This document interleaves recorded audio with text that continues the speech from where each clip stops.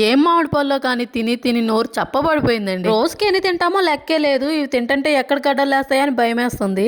మా రిషిగాడికి ఆల్రెడీ చెప్పుకోలేని చోట గడ్డ వచ్చింది పాపం. దెబ్బకి 2 రోజుల నుంచి వాడు మామిడికాయలు తినడమే మానేశాడు. మా సైడ్ తోటల్లో మామిడికాయలని బాక్స్ లో తప్ప విడిగా అమ్మట్లేదు.